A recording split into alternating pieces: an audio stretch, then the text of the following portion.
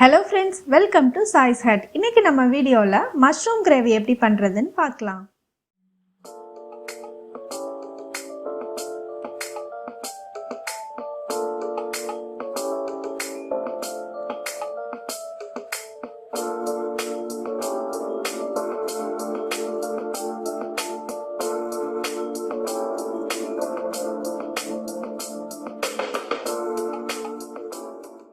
கடாயில் வந்து 2 table spoon அளவுக்கு ஆயில் ஊற்றிருக்கேன். அது நல்லா காயட்டும்.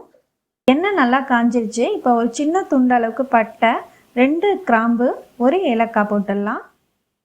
1 ஸ்பூன் பெருஞ்சீரகம், 3 பெரிய வெங்காயம் நீல வாக்கில் கட் பண்ணி வச்சுருக்கேன், அதையும் சேர்த்துடலாம்.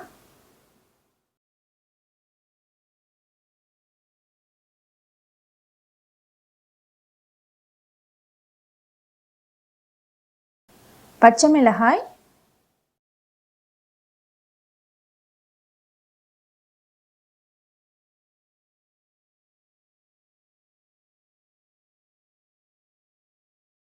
வெங்காயம் நல்லா வெந்துருச்சு. இந்த டைமில் இஞ்சி பூண்டு பேஸ்ட் போட்டு பச்சை வாசனை போகிற அளவுக்கு வதக்கிடலாம்.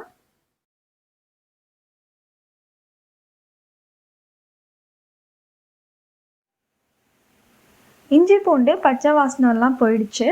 இப்போது தக்காளி சேர்த்துடலாம். நான் 3 தக்காளியை அரைச்சி சேர்த்துக்கிறேன். நீங்கள் பொடி பொடியாக கட் பண்ணியும் சேர்த்துக்கலாம்.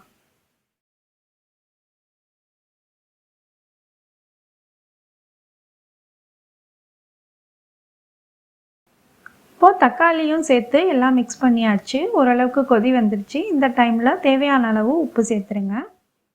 1 டேபிள் ஸ்பூன் அளவுக்கு மிளகாய்த்தூள், 1 ஸ்பூன் மல்லித்தூள்,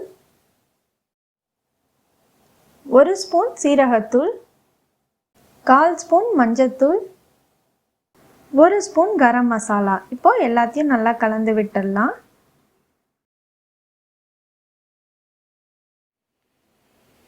எல்லாத்தையும் கலந்து 5 நிமிஷம் போல் வதக்கியாச்சு. இப்போது காளான் சேர்த்துக்கலாம்.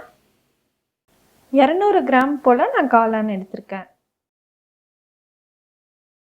இப்போது நல்லா மசாலாவோட சேர்ற மாதிரி நல்லா காளானை பிரட்டி விடுங்க.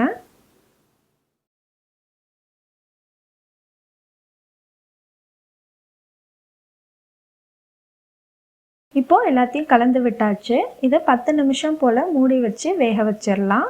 தண்ணி இப்போதைக்கு சேர்க்க வேண்டாம், ஏன்னா காளானே தண்ணி விடும். அதுக்கப்புறம் தேவைன்னா நம்ம தண்ணி கொஞ்சம் ஆட் பண்ணிக்கலாம். 10 நிமிஷம் ஆயிடுச்சு. திறந்து பார்த்துடலாம். இப்போது காளான் நல்லா வெந்துருச்சு. இந்த டைமில் தண்ணி உங்களுக்கு தேவைன்னா ஒரு 1/4 டம்ளர் போல் ஆட் பண்ணிக்கலாம்.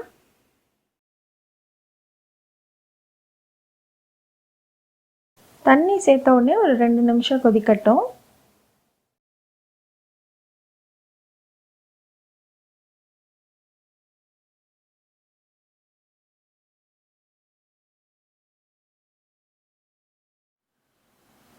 ஃபைனலாக கொத்தமல்லி தழை தூவி இறக்கி வச்சிடலாம். மஷ்ரூம் கிரேவி ரெடி ஆயிடுச்சு. உங்களுக்கு இந்த வீடியோ பிடிச்சிருந்ததுன்னா லைக் பண்ணுங்கள், ஷேர் பண்ணுங்கள், உங்களோட ஃபீட்பேக்ஸை கமெண்ட்ஸில் போடுங்க. நம்ம சேனலை மறக்காமல் சப்ஸ்கிரைப் பண்ணி பக்கத்தில் இருக்கிற பெல் ஐக்கானையும் ப்ரெஸ் பண்ணுங்கள்.